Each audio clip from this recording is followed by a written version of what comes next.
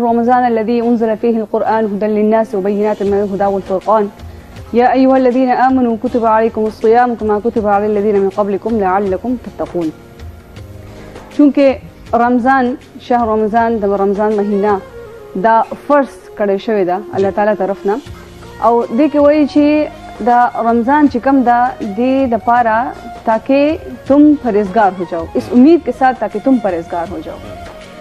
نو چې کوم رمضان دی، رمضان مطلب چې کوم دی هغه خود کو روکنا ہے، خپل ځان ودرول د څه شي نه، د خوراک نه او د کانې پینے کې اجزا نه.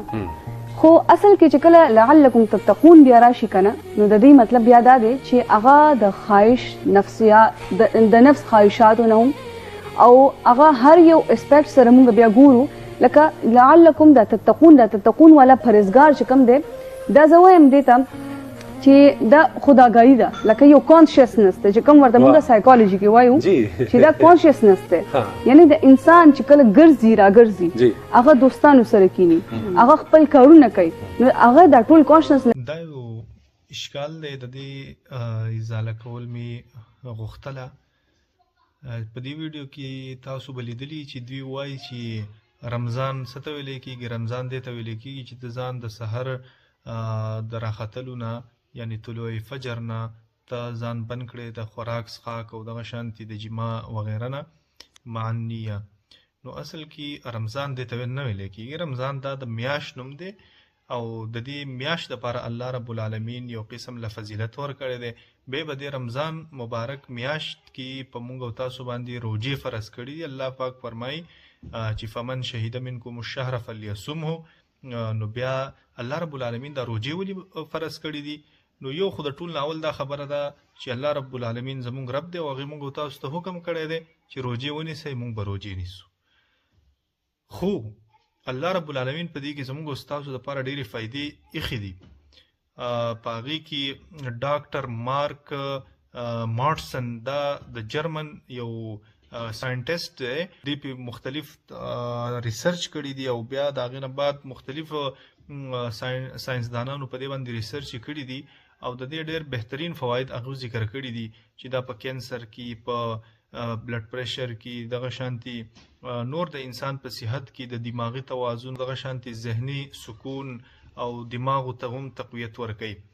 نو او الله رب العالمین په خپله هم حکمت ذکر کړی دی. الله رب العالمین فرمایي چې ما په تاسو باندې کتب علیکم الصیام کما کتب علی الذین من قبلکم لعلکم تتقون. دا روجې مې تاسو باندې د نورو خلکو په شانتي فرض کړي دي د دې لپاره چې په تاسو کې تقوا راشي. نو چې تقوا در پکې راله نو بیا به د ټول هر څه کارونه برابري. یجعل له من امره یسرا. که چېرته یو تقوا در پکې راله نو الله رب العالمین برته کارونه آسان کړي. متقیان به دا کامیابي، ان المتقین مفازا. دغه رنګې متقیان چې دی نو الله رب العالمین فرمایي یجعل له فرقانا. الله رب العالمین به پکې داسې ملکه پیدا کړي چې ګمراه کېږي به نه، او چې کوم حق پرسته خلک دي، حق ګویه خلک دي، د هغه عینو کې به وي. او دغه رنګې الله رب العالمین د ټول نه بهترین څیز دا دی چې ان الله یحب المتقین. الله رب العالمین د متقیانو سره مینه کوي، محبت کوي. الله رب العالمین محبت چې حاصل شو نو مطلب دا دی چې ټول نعمتونه او هغه هر څه انسان ته حاصلیږي. او رمضان چې دی نو رمضان دا د دې فضیلت د شپې هم دی او د ورځې هم دی چې الله رب العالمین د انسان نفل په فرضو بدلی او فرض چې دی نو هغه په اویاو باندې بدلی. نو دا فضیلت چې دی د دې دواړو په منځ کې فرق دا دی چې رمضان دا د میاشت نوم دی او فضیلت او ثوابونه چې دی نو هغه د دې رمضان د شپې هم دی او د ورځې هم دی. او بیا په دې کې د روژه نیول دا یو جدا او الګ عبادت دی، یو میاشت.